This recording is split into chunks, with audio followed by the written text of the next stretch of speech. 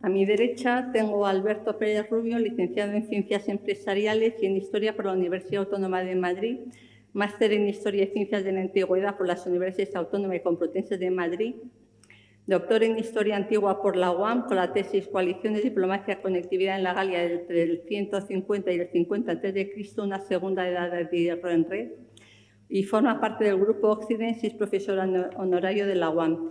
Y, sobre todo, es socio fundador y editor de Despertaferro Ediciones, revista que supongo conocerán, y que edita libros y una interesantísima y documentada revista con varias cabeceras dedicadas a temas militares y a su entorno en distintas épocas. Tiene la palabra Alberto Pérez Rubio, que nos va a hablar sobre la guerra y memoria de la Celtiberia.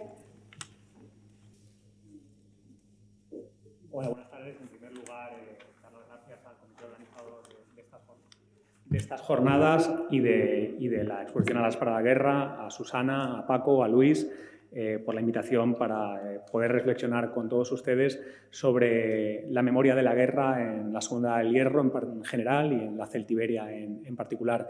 Esta mañana se hablaba de la importancia de la materialidad para conocer el pasado. Ahora vamos a abordar un tema mucho más elusivo. La memoria, como veremos, para sociedades ágrafas o casi ágrafas como la celtíbera, es mucho más elusiva, mucho más difícil de aprender.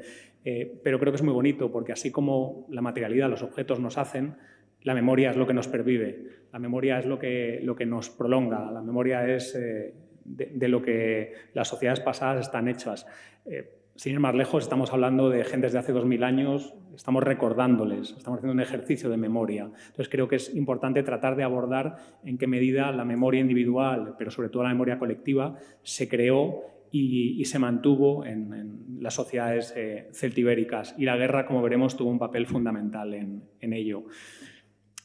La memoria es un acto neuronal interno, subjetivo, que realizamos todos de manera individual, que sirve para explicarnos de manera diacrónica y sirve para dar sentido a nuestro paso por el mundo. Pero es también un fenómeno colectivo, un fenómeno social, porque la memoria, por una parte, como les digo, es un acto biológico individual, pero por otra parte cambia, se modifica, fluctúa en función de nuestras relaciones sociales, en función de nuestro entorno y de nuestra comunicación con el resto de seres humanos. La memoria no es algo fijo, no es algo pétreo, no está escrito en tablas inmutables, sino que es dinámica y es dúctil. Este cuadro de Salvador Dalí, la persistencia de la memoria, creo que es muy bonito porque por una parte alude a la persistencia del recuerdo, de la memoria, pero otra parte a su ductilidad, ¿no? Esos relojes que se funden, que cambian, ¿no? Nos habla de ese dinamismo, de esa memoria cambiante, ¿no? Que siempre vive en la dialéctica entre el olvido y el recuerdo, ¿no? Entre qué queremos recordar y qué queremos olvidar, tanto a nivel individual como a nivel social. Desde las ciencias humanas ha habido en el último siglo bastantes aproximaciones al tema de la memoria que van mucho más allá de lo biológico, de lo neurológico, y son importantes las aportaciones, por ejemplo, de Maurice Holbox, que hablaba de los cuadros sociales de la memoria, la generación de memorias dentro de una sociedad, o las de Avi Warburg y su teoría de la memoria social a partir de determinados elementos icónicos, sobre todo que él hacía desde una aproximación de la historia del arte. Las aportaciones de Pierre Nora sobre los lugares de memoria son fundamentales. Los lugares de memoria entendidos como sitios físicos, pero también simbólicos y funcionales, en los que de alguna manera se condensa y se materializa el recuerdo. Para mí el Museo Arqueológico es un lugar de memoria porque yo me pasaba aquí un montón de domingos con mi padre. Para mí, por ejemplo, el Museo Arqueológico es un lugar de memoria. Afortunadamente no relacionado con la guerra, sino con recuerdos mucho más felices. Y por último, creo que son fundamentales los aportes de Jan Assmann, que habla de, lo voy a decir en castellano, de la memoria cultural, porque mi alemán no me permite pronunciar esto. Los aportes de Assmann son fundamentales para entender la generación de una memoria cultural que trasciende la memoria individual. Assmann ha argumentado que podemos hablar de 3 niveles de memoria. Les hablaba de la memoria individual, que explica nuestra identidad subjetiva, interna, y que se vive en el tiempo que cada uno vivimos, en el tiempo subjetivo. Esta memoria, cuando es compartida con otros seres humanos, con nuestra familia, con nuestros semejantes, con ustedes ahora, es la memoria comunicativa, que explica nuestro ser social, explica nuestra dimensión social. En este caso, en mi caso, mi dimensión social ahora mismo es la de un investigador en protohistoria, ¿no? Si estoy con unos amigos cenando, mi dimensión social será otra. Pero esas memorias, lo que les he comentado antes, la memoria es dúctil, es cambiante y se reformula con nuestras interacciones con nuestros semejantes. Esta memoria comunicativa vive en el tiempo social. Y por último, en el tiempo mítico y en el tiempo histórico vive la memoria cultural, que es la memoria que se decanta en las sociedades escogiendo aquellos elementos, aquellos eventos que tienen una importancia particular y que por eso se recuerdan y se recrean en el tiempo. Elementos definitorios, que esas sociedades entienden como definitorios, pueden ser un conflicto bélico, puede ser un acontecimiento deportivo, pueden ser, dependiendo de las sociedades, de muy diverso cariz. Pero es fundamental este concepto porque nos ayuda a explicar la importancia de la guerra como elemento, como veremos, definidor de las identidades colectivas en la Celtiberia. Y un concepto también muy interesante a la hora de tratar la persistencia de la memoria en sociedades orales. La celtíbera no deja de ser una sociedad oral, no contamos con textos vernáculos más que algunas teslas de hospitalidad, las leyendas monetales, alguna tabla de bronce de horizontes ya muy tardíos. Y Jan Bansina, estudiando las sociedades africanas, analizó un fenómeno muy curioso que es lo que llama el floating gap, que es que nosotros solo recordamos 3 generaciones hacia atrás. Ustedes probablemente no recuerden nada de sus bisabuelos. Se acuerdan de sus padres y de sus abuelos. Más allá no se recuerda. Y este floating gap, este vacío flotante, este hueco flotante, va cambiando. Según vamos muriendo, estas 3 generaciones evidentemente van cambiando. Y solo se mantiene en el recuerdo lo que el grupo familiar, el clan o la sociedad quiere mantener porque les ayuda a definir su identidad, les ayuda a explicarse. Esto lo vemos también, por ejemplo, en el cementerio del Cerámico de Atenas. Vemos cómo las tumbas solo se cuidan durante 3 generaciones. Luego los finados pasan al olvido, ¿no? También en sociedades literarias el floating gap existe. En el mundo celtibérico se ha hablado esta mañana, evidentemente lo entendemos como una sociedad agonística, quizá en parte por los prejuicios de unas fuentes grecorromanas que las describen en momentos de conflicto máximo, durante los finales del III, siglos del II, cuando son sociedades sometidas a la tensión bélica, fruto del imperialismo púnico primero y luego romano.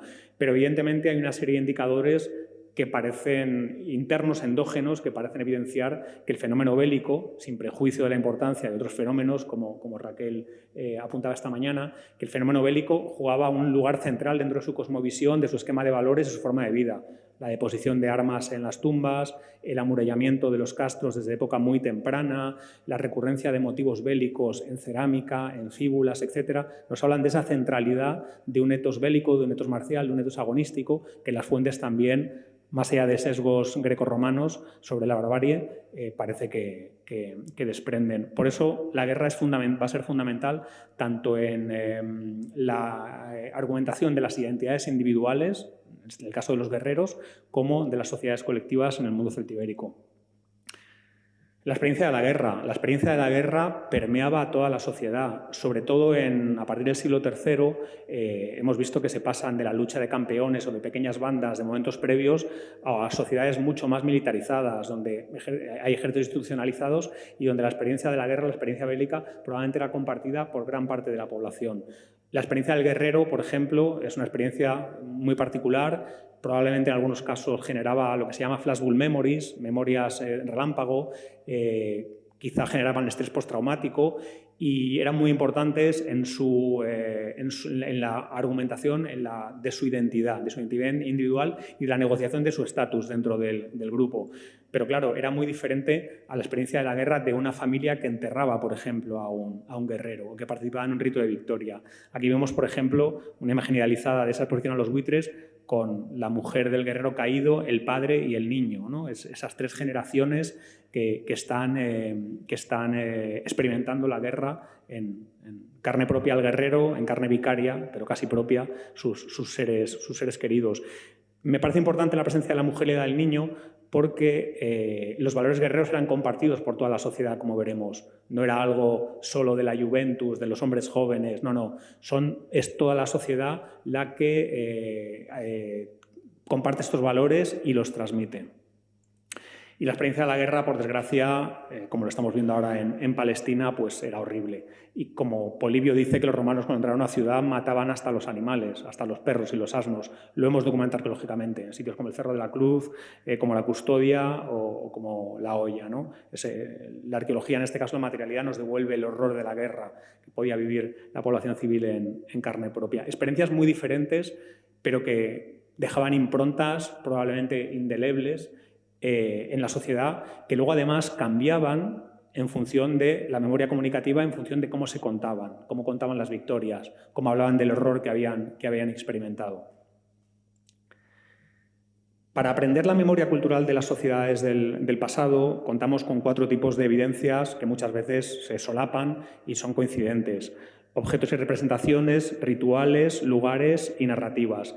En la homeostasis entre pasado y presente y entre la memoria individual y colectiva, a través de estos 4 tipos de elementos, podemos tratar de acercarnos a las memorias de estos individuos y de estas sociedades.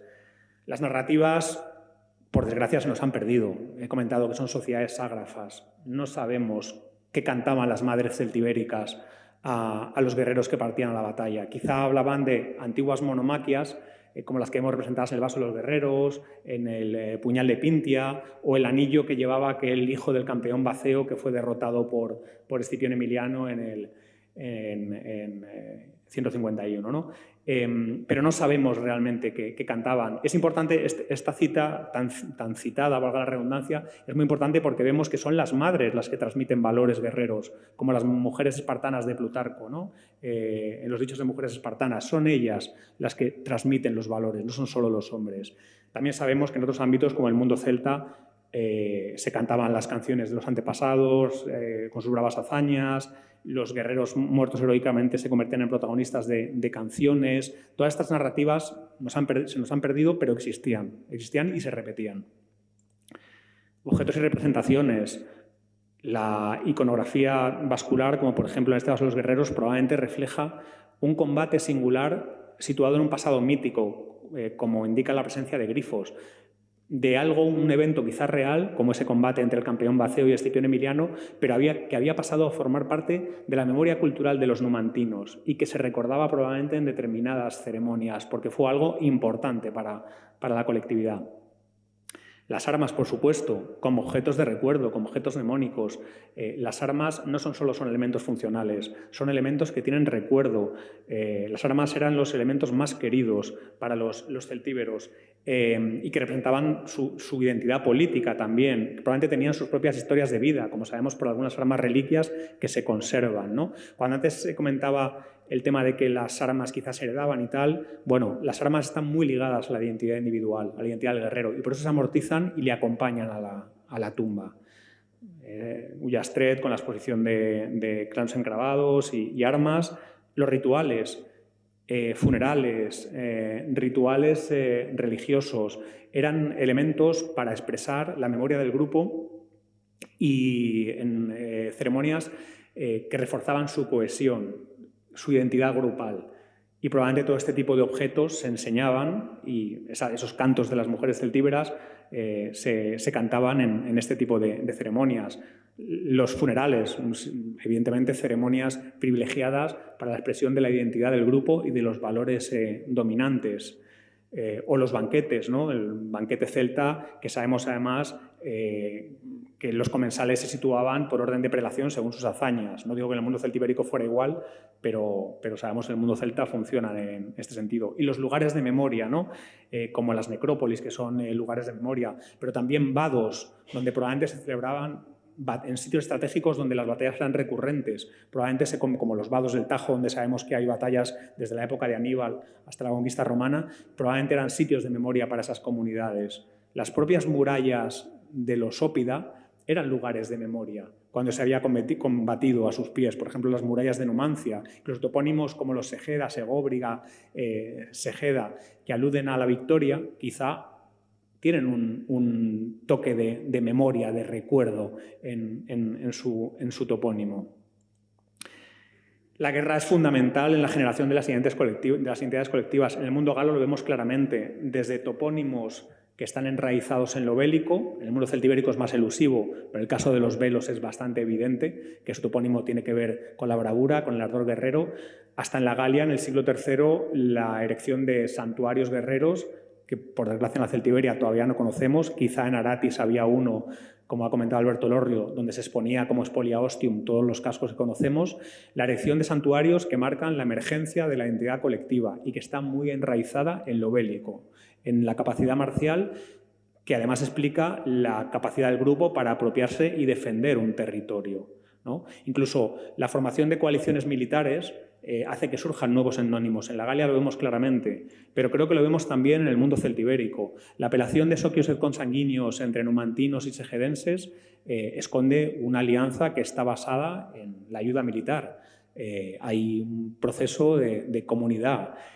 Incluso ya en época tardía, la propia asunción del etnónimo de celtíberos por gentes de la meseta, Marcial o la corte Celtiberorum de auxiliares, por ejemplo, indica que la percepción ética de gente de fuera, como son los romanos, de una serie de comunidades que se les opusieron en el sistema ibérico y en la meseta, yo creo que el etnónimo celtíberos viene a recoger eso, esa serie de comunidades que se les opusieron y que ellos identificaron con determinadas comunidades, fue a la postre aceptado por estas gentes, ¿no? En el nacimiento de un etnónimo que está, la guerra está en su germen ahí, ¿no? Entonces creo que en la identidad colectiva y en la identidad individual del mundo celtibérico la guerra es fundamental para la autoexplicación del individuo, pero también para que las comunidades se construyan.